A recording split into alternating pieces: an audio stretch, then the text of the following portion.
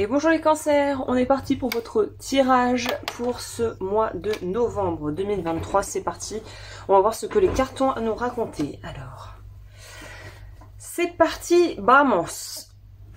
Je prépare les cartes avec vous, on fait ça tranquillement. Oui, j'avais pas prévu, j'avais pas anticipé que j'en aurais de partout. C'est parti, alors. Tac. Quelque chose à vibrer. Je ne sais pas ce que c'est pas grave. Pour les cancers, what's in store for my little cancers? Cancerian people. Alors, je regarde, est-ce que c'est bien cadré? Est-ce que tout va bien? Tout va bien, jusqu'ici tout va bien. Alors, c'est parti. Qu'est-ce qu'on nous dit pour les cancers?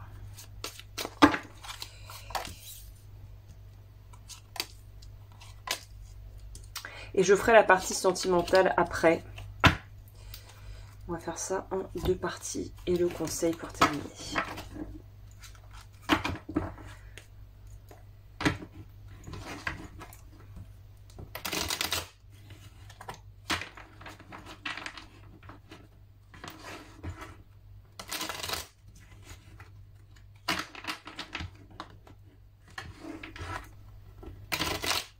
Allez, c'est parti.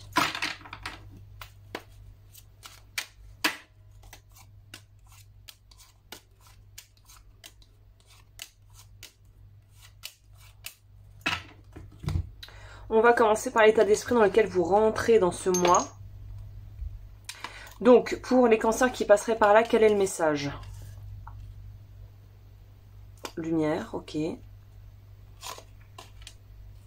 Ok, vous, il y a quelque chose, donc ça parlera à qui ça doit parler, mais là, oui c'est vrai, j'ai essayé d'arrêter de vous voyez, c'est dur de perdre ses habitudes. Donc je pense que certains d'entre vous, donc si tu es concerné, ça te concerne, si tu ne l'es pas, c'est que le message n'est pas pour toi. Mais là, très clairement, on va avoir un éclaircissement par rapport à quelqu'un qui peut-être aurait tendance à finalement nous trahir ou qui a voulu nous trahir. Il y a vraiment cette notion ici de... je ne me laisserai pas faire, en gros. C'est alors attendez, j'ai un petit souci. Pourquoi il m'embête celui-là? Laissez-moi tranquille. Bon, excusez-moi, petit problème à côté, c'est pas grave. Donc, ce que je disais, il y a quelque chose ici quand même de l'ordre du si quelqu'un nous a fait une crasse ou si on a l'impression que quelqu'un n'est pas sincère, là très clairement il y a quand même une idée de que les choses soient mises en lumière. Donc si tu as quelqu'un dans ton entourage, que ce soit professionnel ou plus personnel, plus proche de toi, j'ai l'impression que vous allez vous rendre compte et vous allez vite pouvoir, si vous suspectez quelqu'un d'être peut-être pas jusqu'au point de dire malhonnête, mais pas franc du collier avec vous, qui n'est pas tout à fait, qui ne vous dit pas tout. Là, ce mois-ci, il y a le voile est levé sur certaines, sur les intentions de certaines personnes, j'ai l'impression. Le voile se lève. Ok. C'est ça, les intentions d'une personne vont vous être révélées. Il y a un peu un truc un peu comme ça. Vous allez savoir la vérité, quoi. Il y a une idée de découvrir la vérité. Alors, je sais pas si on a trop envie de l'entendre, la vérité, ou pas. Si c'est un peu inconfortable ou si ça sera quelque chose auquel tu t'attends. Mais il y a quelque chose où là, on se rend compte d'un dysfonctionnement ou en tout cas de certains agissements peut-être d'une personne. Ça pourrait être un groupe de personnes, mais j'ai plus l'impression qu'on nous parle vraiment d'une personne qui peut-être sème un peu le trouble ou reste très vague et très évasif sur des sujets parce que ça l'arrange. Donc là, on a quand même une notion d'avoir de la clarté par rapport à une personne. Et je pense que c'est vraiment très spécifique ici. Hein. Le challenge du mois pour toi. Ah, je pense de se relever justement d'une forme de trahison. Je pense qu'il y a quelque chose... Ouais, c'est ça. Ouais, c'est ça. Guérison du cœur, on a la tempérance qui vient compléter le message. Donc là, c'est pouvoir se relever d'une trahison. ou peut-être que le trahison, le mot est peut-être un peu fort, mais en tout cas, même si c'est pas une vraie trahison, de s'être ressenti pas respecté dans ses limites et dans ses besoins. Pour moi, là, la couleur rouge ressort beaucoup cette notion de chakra racine, de on m'a fait perdre l'équilibre, j'ai perdu ma place là où j'étais, j'ai perdu mon sens de l'équilibre. Donc vu que c'est en challenge, c'est justement ce qu'il va falloir réajuster et remettre à niveau en fait. D'où cette notion rubis lumière de se dire c'est pas parce que mon estime de moi en a pris un coup que l'amour de soi va forcément devoir aussi en pâtir. C'est cette notion de se dire peut-être que j'ai fait certaines erreurs, peut-être que j'ai donné et accordé de la confiance à des gens qui ne le méritaient pas, possible, mais c'est pas pour autant que ça doit en fait me marquer et m'empêcher d'avancer.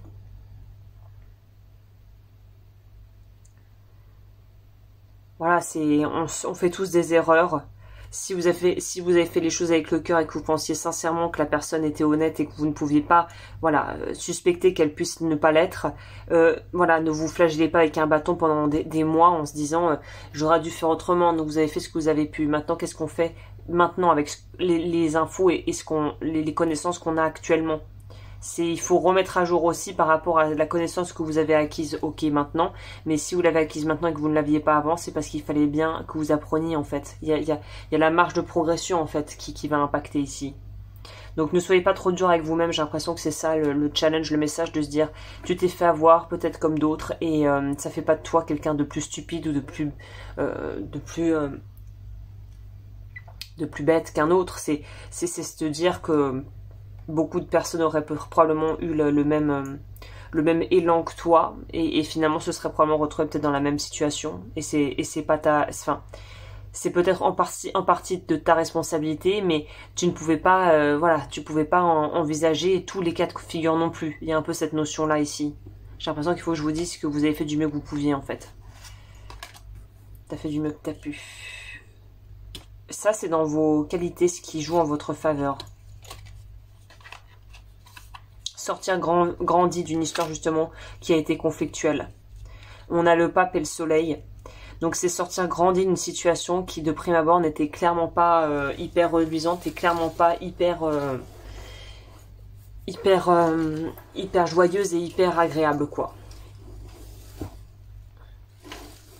Vous sortez grandi d'une situation qui était conflictuelle, je pense, ou qui pour vous a été un peu, vous avez peut-être vécu ça comme une épreuve, quoi. Il y a un peu cette notion de vivre l'expérience et la situation comme quelque chose qu'on nous impose, un peu comme, voilà, je sais pas, si on passe un concours, je sais pas, une épreuve imposée, vous n'avez pas le choix sur le sujet, bon ben on fait du mieux qu'on peut, et je pense que vous allez vous en sortir haut la main. Je me fais pas trop de soucis pour vous, à vrai dire, par rapport à tout ça, mais c'est juste plutôt, c'est encore une fois, c'est quelle histoire vous racontez par rapport à ce que vous vivez. C'est soit vous vous positionnez comme étant victime et puis finalement d'avoir l'impression d'avoir subi et d'avoir un sentiment d'injustice et puis de nourrir ça et puis de pas en sortir, ou de décider bah finalement voilà, ce qui s'est passé c'est passé, moi dans tous les cas j'ai fait au mieux de mes compétences, basta, point barre, j'ai fait du mieux que j'ai pu, voilà. Il y a un peu cette notion du j'ai fait du mieux que j'ai pu de toutes les configurations, de toute façon j'ai fait du mieux que j'ai pu, donc voilà, c'est un peu cette notion là.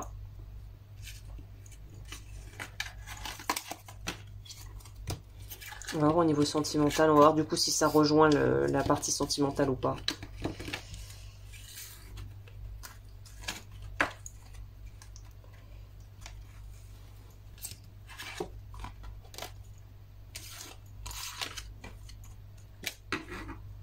Voilà, alors je sais qu'on n'a pas forcément envie d'entendre ça, surtout qu'on a l'impression qu'on s'est fait avoir et que ça a été vraiment pénible.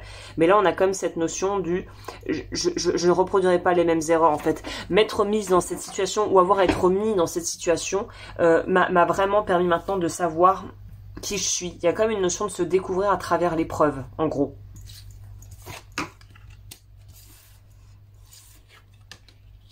Voilà. Je sais qui je suis, je sais ce que je veux. Ah, bah c'est super joli. Parce que du coup, ce qui pourrait vous peiner, vous perturber un petit peu au niveau peut-être relationnel, ou peut-être justement si on doit quitter une personne qu'on sait pertinemment au fond de nous qu'elle n'est pas vraiment faite pour nous, il y a cette notion de à partir du moment où tu choisis vraiment ce que tu veux, mais que tu es vraiment clair avec ce que tu veux, tu l'auras, tu vas le créer. Donc là, c'est un très beau, c'est des très belles cartes. Hein. C'est comment je peux renouveler ou développer un amour qui semble plutôt naissant, ou peut-être un renouveau si vous êtes déjà en couple, un amour où on sait pourquoi on est avec l'autre, on ne subit pas sa relation, on l'a choisi. On l'a choisi ou on va la choisir. Mais en tout cas, on te dit que toi, les traits que tu as actuellement, c'est le roi de bâton. Le roi de bâton, il sait ce qu'il veut, quoi. En fait, le roi de bâton, il n'est pas là pour subir et supporter les extravagances de personnes et les petits caprices de personnes autour de lui. Le roi de bâton, il sait dire stop, il sait dire ce qu'il veut, il sait choisir, il sait s'écouter. Il a fait son petit bonhomme de chemin, il a essayé des choses, il en a fait, il a été dans l'action, il s'est planté, mais il s'est relevé et du coup, ça lui a permis de pouvoir affiner ses envies, ses désirs, ses besoins. Il est sorti, pour moi, un roi de bâton bien incarné, c'est quelqu'un qui est sorti du besoin compulsif et immature de vouloir tout avoir tout maintenant. C'est quelqu'un qui veut avoir, mais qui sait aussi choisir et attendre si nécessaire. Alors, pas attendre non plus comme un roi de denier pendant des mois, des plombes ou des années, hein, mais qui sait attendre dans une proportion, en toute proportion gardée, et qui ne va pas courir et sauter sur la première occasion qui se présente. C'est quelqu'un qui va quand même choisir le top du top, la crème de la crème. Et c'est ça qu'on te dit, c'est choisis la crème de la crème, ne te satisfais pas du peu, de peu, et ouvre-toi à pouvoir recevoir ou avoir peut-être quelque chose de plus nourrissant que ce que tu as pu avoir par le passé. C'est un peu ça le message.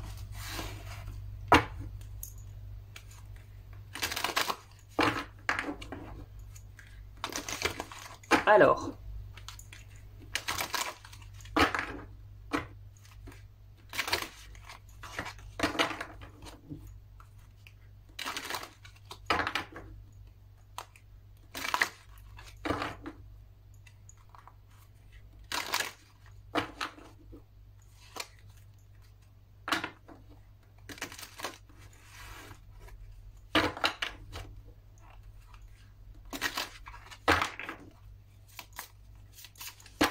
le message, le scarabée.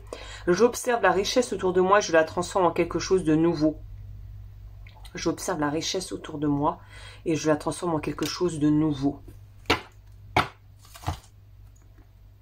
Bah, ça va bien avec le roi de bâton en fait. Hein.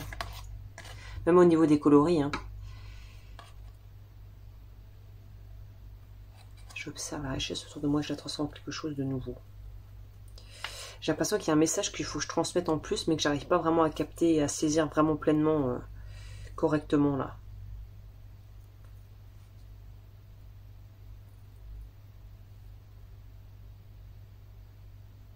Ah, ça me fait penser, vous savez quoi, ça y est, j'ai un truc qui vient.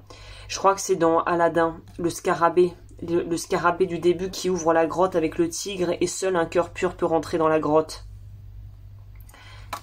C'est vous le cœur pur.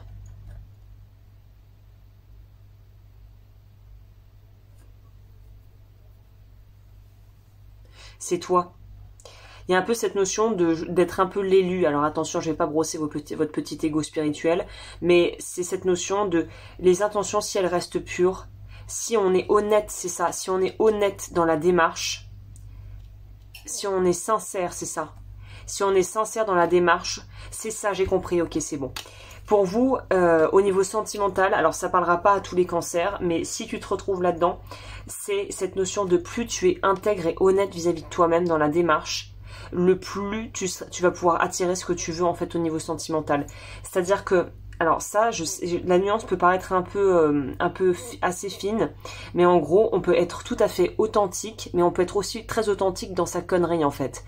Moi, je fais une différenciation entre être authentique et être sincère. Pour moi, il y a une grosse différence entre les deux. Parce qu'on peut être authentiquement très insincère et très finalement pas honnête avec soi-même, avec les autres. Là, on demande, ce qui est requis, c'est la sincérité.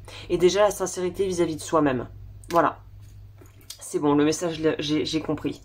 Voilà, bah écoute, j'espère que ça t'a plu. N'hésite pas comme toujours à liker, à t'abonner, à me rejoindre sur Patreon si tu veux voir ce que je propose en plus que je ne propose pas ici.